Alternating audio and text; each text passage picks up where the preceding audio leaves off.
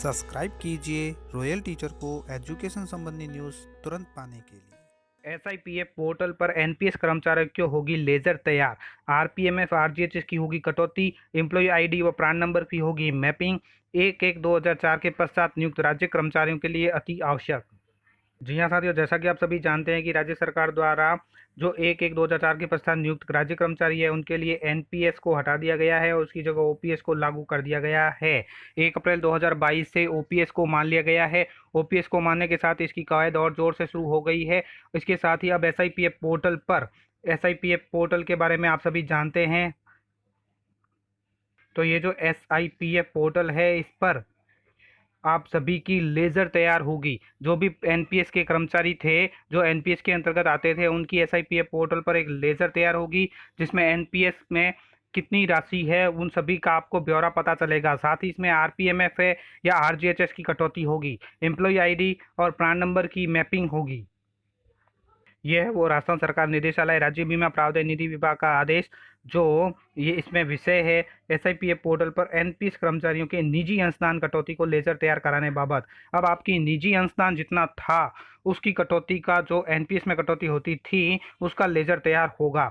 ऊपरी विषयांतर्गत संदर्भ अनुसार लेख है कि एनपीएस अनुभाग मुख्यालय द्वारा पूर्व में आपसे हुए पत्राचार दिनांक 21 अप्रैल 2022 यूएनओ नोट क्रमांक 104/5 दिनांक 29/4/2022 एवं निदेशक महोदय की अध्यक्षता में आयोजित साप्ताहिक बैठक 17/5/2022 में हुए विचार विमर्श के अनुसार 1/1/2004 एवं उसके पश्चात राज्य सेवा में नियुक्त एनपीएस कर्मचारियों को निजी अंशदान की कटौती का डेटा एसआईपीएफ पोर्टल पर इंडिविजुअल लेजर के रूप में तैयार कराए जाने के संबंध में सिस्टम अनुभाग मुख्यालय के स्तर पर निम्न कार्रवाई अपेक्षित है। यानी अब 1/1/2004 के पश्चात जो नियुक्त राज्य सेवा में कर्मचारी है उनकी एनपीएस कर्मचारियों की निजी अंशदान की कटौती का डेटा है वो एसआईपीएफ पोर्टल पर तैयार किया जाएगा। इसके लिए उनकी एम्प्लॉय आईडी और प्रान नंबर की मैपिंग की जाएगी। 1/1/2004 एवं उसके पश्चात नियुक्त राज्य कर्मचारी जो दिनांक 1 अप्रैल 2022 को सेवानिवृत्त है उसकी सूचना संलग्न फॉर्मेट में 3 दिवस में सिस्टम अनुभाग से अपेक्षित है ताकि एनएसडीएल से डेटाबेस से एम्प्लॉय आईडी व प्रान की प्रारंभिक मैपिंग कराई जा सके। इसी प्रकार एसआईपीएफ पोर्टल पर नवीन वर्जन में मिसमैप्ड और अनमैप्ड एम्प्लॉय आईडी एवं प्रान नंबर की मैपिंग हेतु जिला कार्यालयों को सुविधा उपलब्ध करवाई जाएगी। एनपीएस टास्क तथा ऑनलाइन कार्य आवंटन, PRAN mapping, NPS ledger uploading, updating, भुगतान आदि के संबंधित गतिविधियों के एक्सेस राइट निर्धारित वर्क फेलो सहित डीलिंग क्लर्क एवं जिला अधिकारियों को उपलब्ध करवाया जाएगा।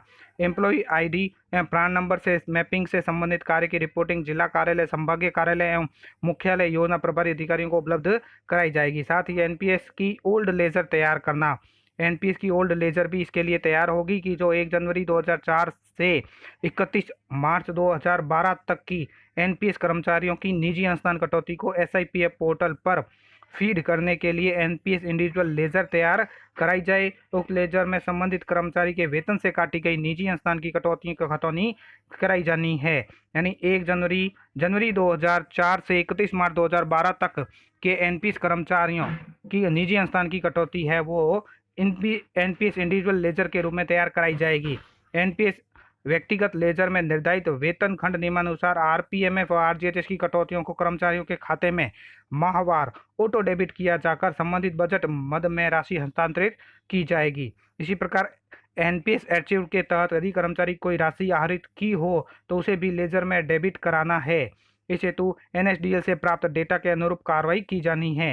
अंशदाता की उपयुक्तता अनुसार निजी अंशदान की शुद्ध कटौतियों पर जीपीएफ के में समय समय पर निर्धारित ब्याज दर से ब्याज की गणना कराई जाए। साथ ही कर्मचारियों से एनपीएस लेजर में दिनांक 31 मार्च 2012 का अंतिम शेष दिनांक 1 अप्रैल 2012 को प्रारंभिक शेष के रूप में वर्क फेलो के रूप में ऑटो शिफ्ट कराना है। अर्थात अंशदाता की जो निजी अंशदान है उसकी शुद्ध कटौतियों पर जीपीएफ में समय समय पर जो ब्याज दर रही है उस दर से ब्याज की गणना करनी है। एनपीएस ऑनलाइन लेजर अपडेशन 1/4/2012 से 31 मार्च 2022 तक कर्मचारियों की निजी अंशदान कटौतियों का डेटा पे मैनेजर से एसआईपीएफ पोर्टल पर संबंधित कर्मचारियों की लेजर से ऑटो इंपोर्ट करना है। 1 अप्रैल 2012 के बाद भी ऑफलाइन पारित बिल तथा चेक चालानों के माध्यम से प्राप्त एनपीएस कटौतियों के अनुरूप कवरिंग लिस्ट जनरेट कराते हुए संबंधित कर्मचारी की निजी अंशदान कटौतियों को पोर्टल पर पोस्टिंग और एम्प्लॉयमेंट की सुविधा उपलब्ध करवानी है। इसी प्रकार पीआरआई पे मैनेजर के अस्तित्व में आने से दिनांक 31 मार्च 2022 तक कर्मचारियों की निजी अंशदान की कटौतियों का डेटा एसआईपीएफ पोर्टल पर संबंधित कर्मचारियों की लेजर में इंपोर्ट करना है। एसआईपीएफ पोर्टल पर लेजर अपडेशन ऑप्शन से एनपीएस कर्मचारियों में इंडिविजुअल लेजर अपडेट करने की सुविधा उपलब्ध करानी है। अर्थात एनपीएस एसआईपीएफ पोर्टल पर लेजर अपडेटन का भी एक ऑप्शन आएगा, जिसमें एनपीएस कर्मचारियों में इंडिविजुअल लेजर अपडेट करने की सुविधा उपलब्ध होगी। पे मैनेजर पीआरआई पे मैनेजर से कर्मचारी की बेसिक पे कैप्चर करते हुए आरपीएमएफ और आरजीएचएस की कटौती हेतु निर्धारित वेतन खंड के अनुसार कर्मचारियों की कटौती सिस्टम से गणना करते हुए लेजर में ऑटो डेबिट करानी है। साथ ही एनपीएस आर्चर के तहत यदि कर्मचारी कोई राशि आहरित की हो तो उसे भी लेजर में डेबिट कराना है। इसे तो एनएसडीएल से प्राप्त डेटा के अनुरूप कार्रवाई की जानी है। साथ ही अंशदाता की उपयुक्त अनुसार निजी अंशदान की शुद्ध कटौतियों पर जीपीएफ में समय समय पर जो ब्याज दर निर्धारित है उसकी गणना करनी है।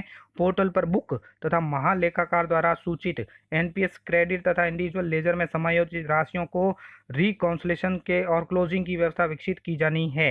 एनपीएस दावा निस्तारण 1 जनवरी 2004 एवं उसके पश्चात नियुक्त राज्य कर्मचारियों और सेवानिवृत्त या मृत्यु होने पर एनपीएस राशि प्राप्त हेतु पेपरलेस एप्लीकेशन सिस्टम विकसित करना है, जिसमें आवेदन प्राप्ति पर एनपीएस की देय राशि का उसके बैंक खाते में स्थानांतरण होने की प्रक्रिया विकसित की जानी है। अर्थात 1 जनवरी 2004 या उसके पश्चात वो नियुक्त राज्य कर्मचारी अगर वो सेवानिवृत्त होता है या उसकी मृत्यु होती है तो उनको एनपीएस की राशि पेपरलेस एप्लीकेशन के माध्यम से देय होगी और स्थानांतरण प्रक्रिया विकसित की होगी। सिस्टम में एक सूचना प्रपत्र तैयार करना है जो संबंधित अंशदाता पेंशन विभाग को ऑनलाइन डेटा डिस्पैच होगा। एनपीएस कर्मचारियों को हुए भुगतान से संबंधित राशियों की रियल टाइम बेसिस पर डेबिट लिस्ट विभाग को सिस्टम उपलब्ध करवाई जानी है। एसआईपीएफ पोर्टल पर एनपीएस से संबंधित उत्पन्न दावे, प्राप्ति, निस्तारण तथा बकाया आदि की पूर्ण रिपोर्टिंग विभाग को उपलब्ध करवाई जानी है। अन्य अपेक्षित जो कार्रवाई है वो भी है कि एसआईपीएफ पोर्टल के माध्यम से एनपीएस लेजर तैयार करने, दावों के निस्तारण करने की प्रक्रिया विकसित कर कार्य संपादन के समय आने वाली समस्याओं और नवीन आवश्यकताओं से तत्समय अवगत करवाया जा सकेगा। उपरोक्त अनुसार कार्रवाई शीघ्र पूर्ण कराई जाए ताकि चूंकि राज्य में एनपीएस से ओपीएस लागू किए जाने के संबंध में राज्य सरकार के संदर्भानुसार नोटिफिकेशन जारी किया जा चुका है। अतः जिन कर्मचारियों की मृत्यु हो चुकी है अथवा जो सेवानिवृत्त हो चुके हैं किंतु उनके दावे अभी तक लंबित है तथा जो इस वित्तीय वर्ष में सेवानिवृत्त होंगे, दोनों श्रेणियों के दावों की अनुमानित संख्या 2500 के आसपास होगी। इन कर्मचारियों द्वारा एनपीएस राशि के भुगतान हेतु एकाएक आवेदन किए जाएंगे तथा विभाग द्वारा एनपीएस राशि का भुगतान और समायोजन अविलंब करना होगा ताकि उन्हें पुरानी पेंशन के समस्त लाभ यथा समय प्राप्त हो सके। इस कार्य को सर्वोच्च प्राथमिकता दी जाए। तो साथियों, ये थी एसआईपीएफ पोर्टल से संबंधित महत्वपूर्ण अपडेट की सूचना जो मैंने आपको दी। उम्मीद है ये वीडियो आपको पसंद आई होगी। वीडियो पसंद आए तो जरूर लाइक, शेयर और सब्सक्राइब कीजिए। पास में आने वाले घंटी के बटन को जरूर दबाएं एजुकेशन संबंधी न्यूज़ तुरंत पाने के लिए।